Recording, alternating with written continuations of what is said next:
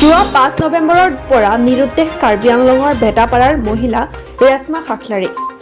কাৰ্বি আংলং জিলাৰ লাংহিনৰ ভেটাপাৰাৰ ৰেশমা খাখলাৰী মহিলাগৰাকী নিৰুদ্দেশ হৈ পৰা ঘটনাত শোকত ভাগি পৰিছে দুৰ্ভগীয়া ৩ বছৰীয়া কন্যা শিশুটি আৰু পৰিয়ালটোৱে। যোৱা ৫ নৱেম্বৰৰ দিনা ঘৰৰ পৰা লাংহিন বজাৰলৈ পান কাৰ্ড বনাবলৈ ওলাই গৈছিল ৰেশমা খাখলাৰী। ওলাই যোৱাৰ পিছৰে পৰা আজিলৈকে সন্ধানহীন হৈ আছে মহিলাগৰাকী। ঘটনা সন্দৰ্ভত ডকমকা আৰক্ষী চকীত এখন এজাহাৰ দাখিল কৰে যদিও কোনো সন্ধান উলিয়াবলৈ সক্ষম হোৱা নাই ডকমকা আৰক্ষীয়ে।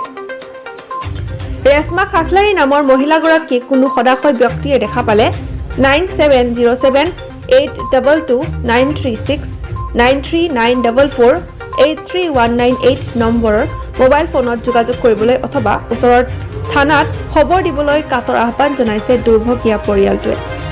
কি হৈছিল? ঘটনাটো এতিয়া ৰেশমা খাখলাৰী না অনুসন্ধান পোৱা নাই। আমি ইমান কিবা ৫ তাৰিখ এইটো ৫ তাৰিখে কালি পূজাৰ পাঁচদিনাখনে ৫ তাৰিখে তাৰ পৰা অনুসন্ধান পোৱা নাই কাৰণে এতিয়া আৰু এতিয়া পোৱালীজনীও ইমান বিচাৰি আছে। বিচাৰি থকাৰ কাৰণে এতিয়া মা কৈ আছে। এইটোৰ পৰা আমি এতিয়া সি মানুহজনী আহিলে মোৰ কাৰণে বহুত ধন্যবাদ।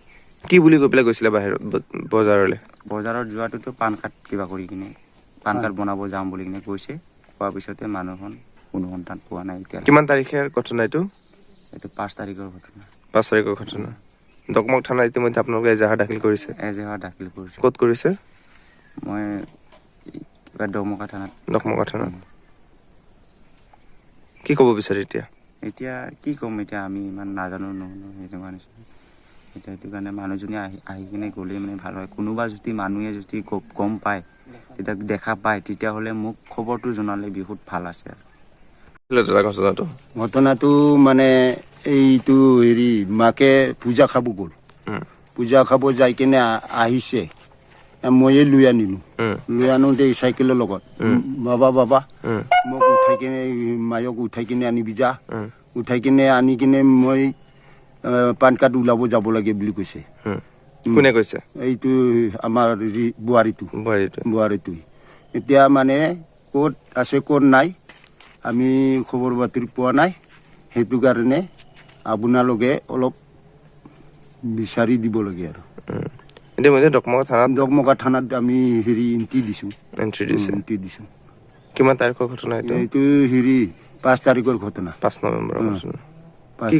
কি কৰি পেলাই গৈছিলে বজাৰলৈ? এই বজাৰলৈ পান কাৰ্ড ওলাব যাম বুলি কৈছে। এতিয়া ক'ৰবাত যদি মানুহটো লগ পায়, ক'ৰবাত খবৰ পায়, সেইটো মানে মানুহটো পালে আনি দিব লাগে আৰু।